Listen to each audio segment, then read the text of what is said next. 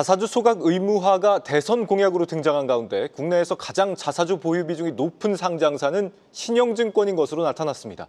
하지만 신영증권이 자사주를 소각하지 않고 들고만 있는 데에는 나름의 이유가 있다라고 하는데 마켓 딥다이브 최민정 기자가 알아봤습니다. 자사주 매입엔 적극적이었지만 소각은 한 번도 없었던 곳, 바로 신영증권입니다. 최근 이재명 더불어민주당 대선 후보가 자사주 소각 제도화 검토를 주장하며 신영증권도 소각에 나설 수 있다는 기대감도 커지고 있는데요. 국내 주요 상장사 중 신영증권의 자사주 보유 비율은 압도적으로 높은 수준을 나타내고 있습니다. 2위인 롯데 지주와 비교를 해봐도 20%포인트 이상 차이가 나는데요. 소각 기대감, 주가 상승으로 연결됐습니다. 5월 들어서만 신영증권의 주가는 보시는 것처럼 25% 가까이 올랐는데요. 기간을 좀 더 넓혀서 1년 전과 비교를 해보면 60% 이상 주가가 올랐습니다. 신영증권 1956년 설립된 곳으로 현재 경영진이 1971년 인수한 이래 54년 연속 흑자를 이어가고 있는 증권사입니다. 1994년부터 자사주 확대에 나섰지만 지금까지 진행된 소각은 단 한 번도 없었습니다. 자사주 매입에 적극적인 이유 따로 있습니다. 바로 경영권 보호에 있는데요. 신영증권의 원국희 명예회장과 원종석 회장의 지분을 살펴보면 보시는 것처럼 특수 관계인을 포함해도 21%대로 적은 상황입니다.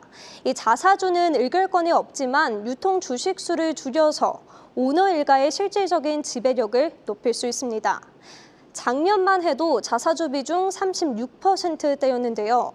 우선주를 보통주로 전환하는 과정에서 이 자사주가 더 늘어나게 된 겁니다. 당시 우선주 자사주 비중이 75%를 넘어서며 유통 물량이 부족해졌고 한국거래소의 관리 종목 지정을 받는 등 상장 폐지 우려까지 나오자 보통주로 전환을 한 겁니다. 하지만 신영증권 자사주 소각에 대한 입장 변화 아직까지는 없어 보입니다. 원국희 명예회장이 1933년생으로 자사주 소각 시에 상속, 증여에 대한 부담이 커질 수 있기 때문이죠. 통상 자사주를 소각하면 전체 주식 수가 줄어들어 한 주당의 가치가 높아질 수 있습니다. 신영증권은 자사주 소각 대신에 배당에 초점을 맞추고 있는데요. 신영증권 관계자와 직접 이야기를 나눠보니 자사주 소각 외에도 주주가치 제고 방법은 다양하다며 배당금 지급을 통해 주주 환원을 실천하겠다는 입장을 전했습니다. 실제 신영증권 순이익 규모와 관계없이 이 고배당을 유지하고 있는데요. 작년 당기 순이익의 감소에도 주당 배당금을 5,000원으로 공시했습니다. 여기에 1,050원에 대해서는 이 비과세 배당도 실시할 예정입니다. 하지만 경영체제에서는 변화가 조금씩 감지되고 있습니다. 20년 만에 바뀌는데요. 원종석 신영증권 회장이 대표이사직에서 물러나 전문 경영인 체제에 들어갈 예정입니다. 원 회장은 원국희 명예회장의 아들로 1987년 신영증권에 입사한 후 자산운용본부장 또 IB 부문장을 거쳐서 2020년부터 회장을 역임한 바 있습니다. 이번에 대표이사직에서는 내려오지만 이사회 의장을 맡아서 지분이 있는 주요 주주로 회사를 이끌어갈 예정입니다.